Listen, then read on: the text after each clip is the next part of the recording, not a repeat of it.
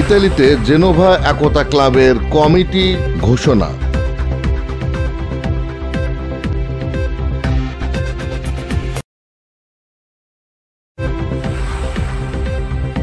আসসালামু আলাইকুম। এমকে টেলিভিশনের প্রবাসী সংবাদে আপনাদের সাথে আছি আমি শারমিন মিনা। এতক্ষণ শুনছিলেন সংবাদ শিরোনাম, এখন ডেস্ক থেকে বিস্তারিত। ইতালির জেনোভায় বসবাসরত বাংলাদেশের সকল জেলার প্রবাসী বাংলাদেশি তরুণদের নিয়ে অরাজনৈতিক সংগঠন জেনোভা একতা ক্লাব গঠন করা হয়। স্থানীয় এক বারের হলরুমে প্রবাসী বাংলাদেশিদের নিয়ে সকলের মতামতের ভিত্তিতে 11 সদস্য বিশিষ্ট কমিটির ঘোষণা করা হয়। কমিটি গঠনের সময় অনুষ্ঠানটি সঞ্চালনা করেন সবুজ ঢালি।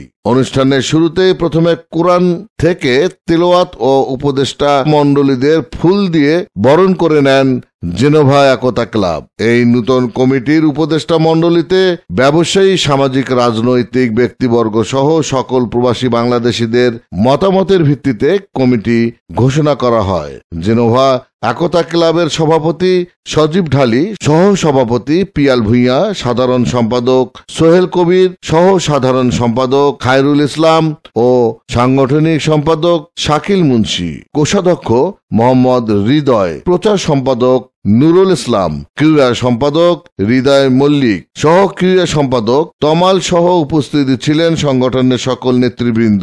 জেনোভা একতা ক্লাবের পক্ষ থেকে আহ্বান করেন, এটি একটি অরাজনৈতিক সংগঠন। প্রবাসী বাংলাদেশিদের জন্য উন্মুক্ত, সকলেই এর সঙ্গে সংযুক্ত হতে পারেন।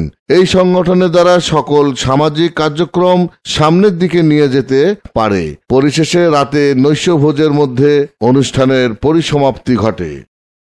ইফতেখার, প্রবাসী ডেস্ক, এমকে টেলিভিশন।